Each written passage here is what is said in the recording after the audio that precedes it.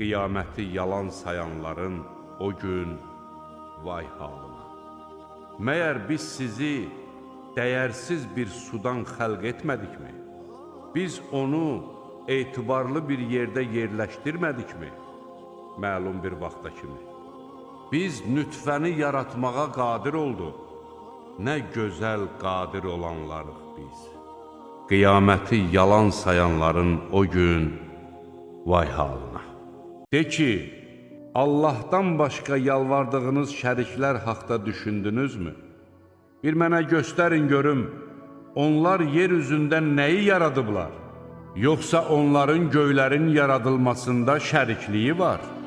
Yaxud onlara bir kitab vermişik, onlar da ondakı dəlilə istinad edirlər. Xeyr, zalimlar bir-birinə ancaq yalan vəd verirlər. Bir zaman Loğman öz oğluna nəsihət edərək demişdi: Oğlum, Allaha şərik qoşma. Həqiqətən Allaha şərik qoşmaq böyük zülmdür. Biz insana ata-anasının qayğısına qalmağı əmr etdik. Anası onu bətnində gündən-günə zəiflədiyinə baxmayaraq daşımışdır. Onun süddən kəsilməsi isə 2 il ərzində olur. Mənə və valideynlərinə şükr et. Axır dönüş mənədir. Əgər onlar bilmədiyin bir şeyi mənə şərik qoşmağın üçün səni məcbur etməyə cəhd göstərsələr, onlara güzəşdə getmə.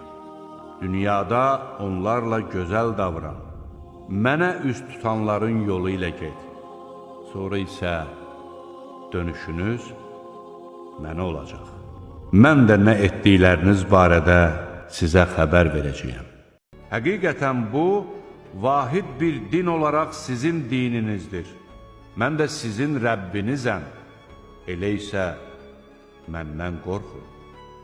Lakin onlar öz dinini aralarında parçalayıb firqələrə bölündülər. Hər firqə özündə olana sevinir. Möminlər möminləri qoyub kafirləri dost tutmasınlar. Bunu edən kimsə bilsin ki, Allah ilə onun heç bir əlaqəsi yoxdur. Ancaq onlardan gələn təhlükədən çəkinməklə ehtiyat etməyiniz istisnadır. Allah sizi özündən çəkindirir. Dönüş də ancaq Allahadır. Əgər Allah öz qullarına bolluca ruzi versəydi, onlar yer üzündə həddi aşardılar. Lakin O, istədiyi şeyi qədərincə göndərir.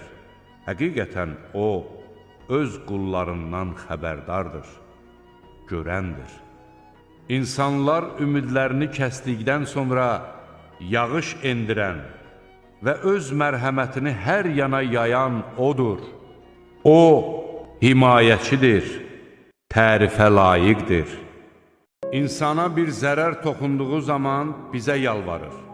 Sonra biz ona özümüzdən bir nemət verdikdə deyir: Bu mənə yalnız özümdə olan biliyə görə verilmişdir.